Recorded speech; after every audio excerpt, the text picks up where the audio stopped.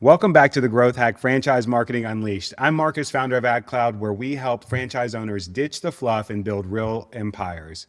And today we're calling out one of the biggest lies in the entrepreneurial world. Build it and they will come.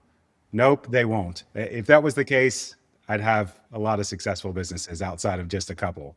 Just because you opened your doors, put some signage, and posted your ribbon cutting on Facebook doesn't mean customers are lining up.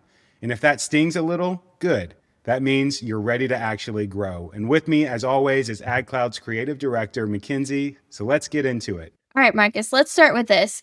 Why do so many business owners think that a neon open sign is a marketing plan? Like, congratulations on opening your location, but unless you're a Chick-fil-A with a cow in the parking lot, no one knows you exist. Like, why is this still a thing? I actually think that's a good example because I think so many new business owners relate grand openings to what they see the big guys do, the Chick-fil-A's, the Firehouse Subs, all the things, right? There's so much branding behind that they could open without that grand opening and be fine. Here's what I want to say to everyone who's opening. No one is going to be as excited and as passionate and ready to spend money as you. It's very easy to get caught up in your own excitement of launching this new thing and think like everyone around me feels the same way. I do it just like in daily life. I'm like, well, everyone's going to love me. Everyone loves all this stuff. And then I realize no one actually cares. So like you have to really get in front of them and start to craft the why. Why should they fall in love? I'm not saying they don't love it and they just don't know it yet.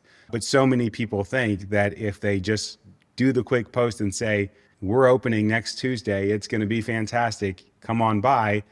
Everyone has a life and everyone has all the things that they want and need. So they need a reason to come and try something new because most of us get comfortable with the things that we like and have and the places we go and all of those things, especially if you're opening something that is not overly unique. Let's use the salon world because they're everywhere.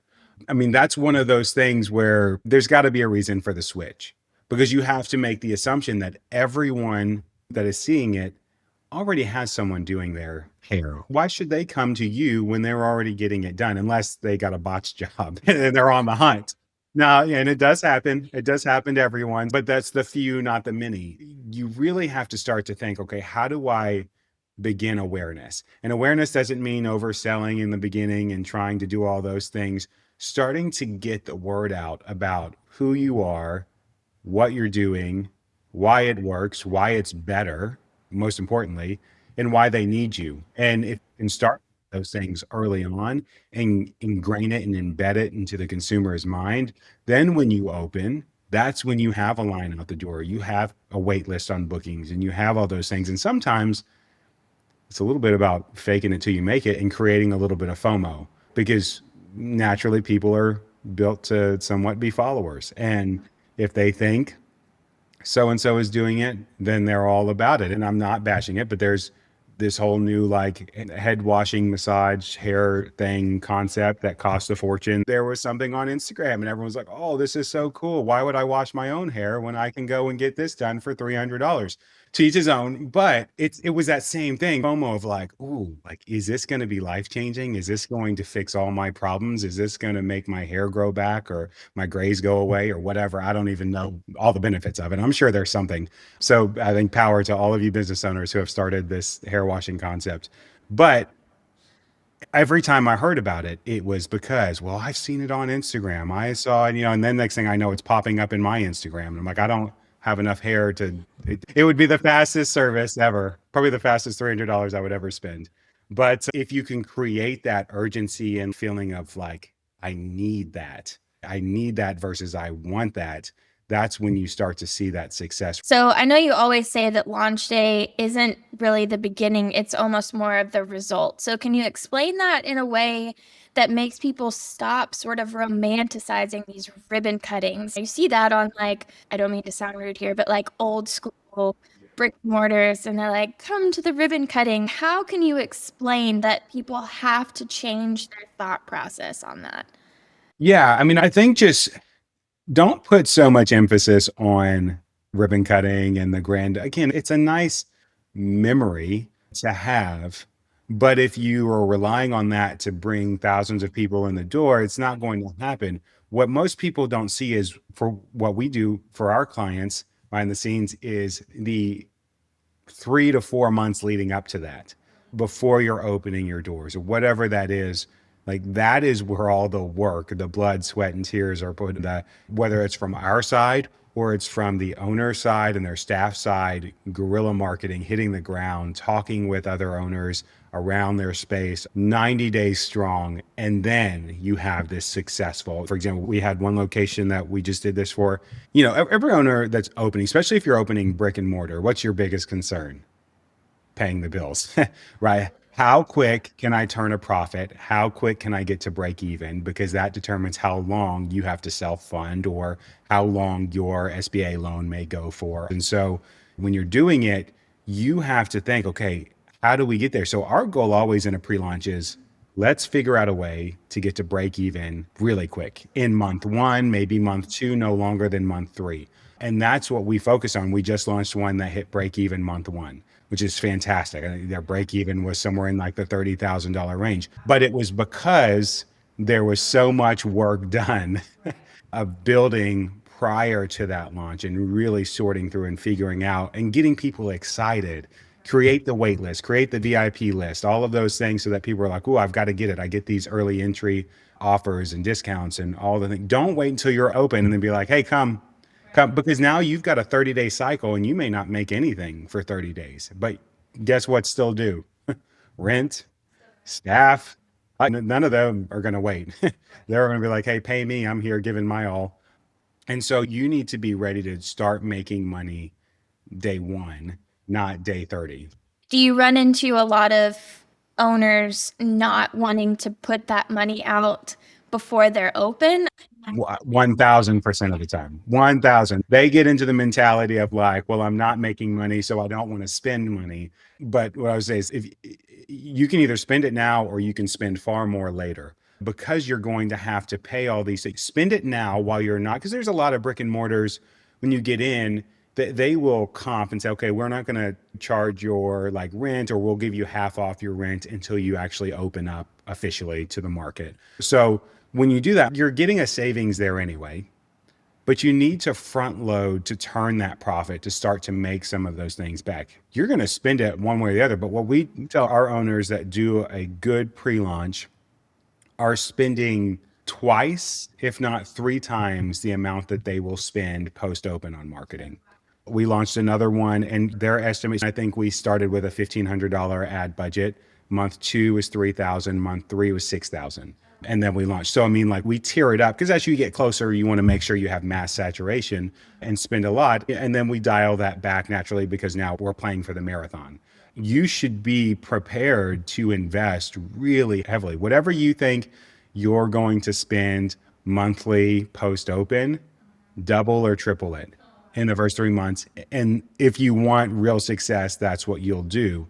If you don't do that, it's going to be really hard unless you have some type of unicorn virality and you're just overly well known. And it's extremely rare that you can do that and pull that off. It's really important to look at your marketing as an investment, not just another rent expense or staff expense and all, because it's going to drive the success of everything you do. And it's also going to drive how much stress you have internally. And what I always tell owners is, look, you make a lot of bad decisions in business. It's very easy to do. What you can't do is like make a bad decision in relation to marketing for 6 months, or I guess you can, but you can't get those 6 months back. You can't make up for those 6 months. Then you have to make a right decision. And so many times we get brands that come into us and are like, man, we tried to do it ourselves for the last 6, 8 months. And now like we've run through our burn and we have 3 months to turn this around or we're going to have to sell and close up. And sometimes it's too little too late. I mean, I'm going to be overly transparent. Like that, it would be foolish for me to say we have been the saving grace to every every problem child that has come in. Now, some we've done it, we've turned them around and it's been great, but there have been some that like a rural area in Kansas and there was no way to turn it around, whether that was staffing, because if you've got 3 months and maybe marketing is one of the issues, maybe if staffing's an issue, it's so hard to test and configure those things and turn a profit in that little time. I And mean, so, marketing can fix a lot, but it can't always fix everything, you know? yeah, it can. And that's why I say, like, if you're going to DIY it, you need to understand if you doing it is the best option within 30 days of trying it. Don't continue to bang your head against the wall thinking that there's going to be some magic unicorn moment where you're going to become the best marketer in the world and it's just going to click. It will not happen. So at that point, you need to pivot. So I need to invest in an agency that maybe knows more about this than me, or a business coach that can come in and say, hey, here's your gap, here's your holes, here's your problem.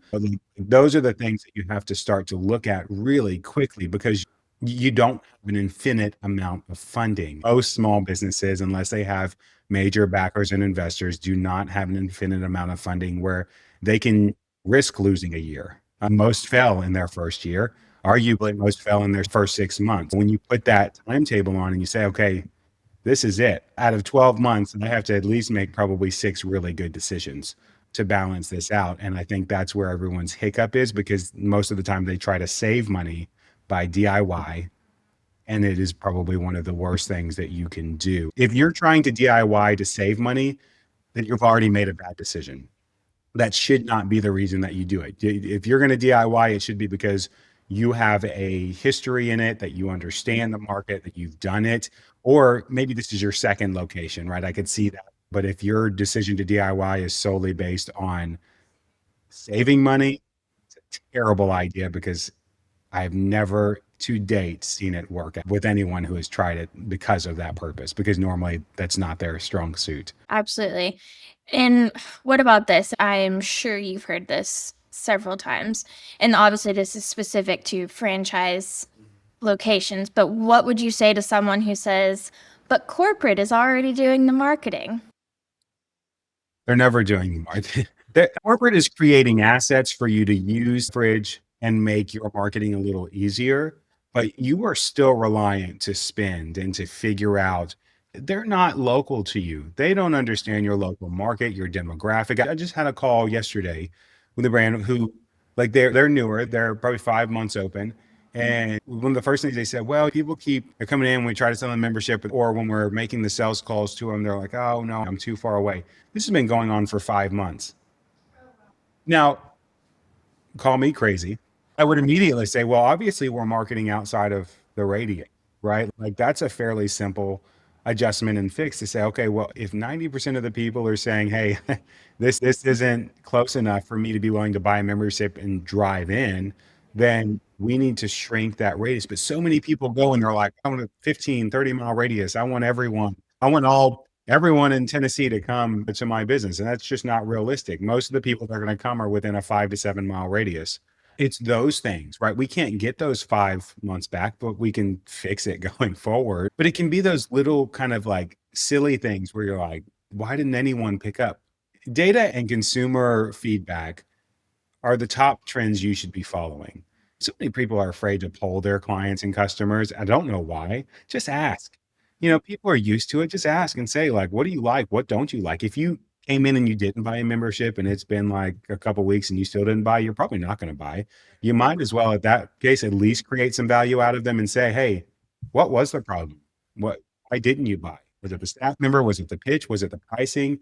Not to say that you should make your next decision based on what they say, but if you find that that is recurrent, now you can move in those directions. But, again, I think it's just really, really interesting, because I think a lot of people buy into franchising too, expecting the corporate entity to do all the things and to make it semi-absentee. And they are going to create the blueprint. I'm going to talk about this like I know anything about framing a house, but you can buy a floor plan, right? The house isn't going to build itself. You have to put in the work. You have to hire the right people. You have to create a schedule and figure out all those types of things. Hopefully you're not trying to DIY it in that scenario, but that's another case. I'm a big HGTV fan. So there's a show, it's like I Broke My House or something like that. And so it's people who like tried to DIY it, and they're like, well, we were trying to save some money, so I decided And they DIY. probably ended up spending triple trying to fix Triple. it. Case in point, like, if you are making your business growth decisions based on saving money and DIY, it's 99% of the time, it's a terrible idea. Try to find funding. If money's that tight, you probably need to explore funding. Were you really in the position to launch this thing? It's not to say that everyone has to have $100,000 in the bank to launch a small business, but you have to have a little nowadays, because the build it and they will come doesn't exist anymore. So if you want a booked out grand opening, you better start showing up before the doors even unlock. People don't magically find your business. You make it impossible for them to miss it. Thanks for listening to the Growth Hack Franchise Marketing Unleashed. If you're planning a launch or still waiting for customers to show up, this is your wake up call. Hit follow, leave us a review, and send this to a friend who thinks marketing starts after launch day. We'll catch you next week.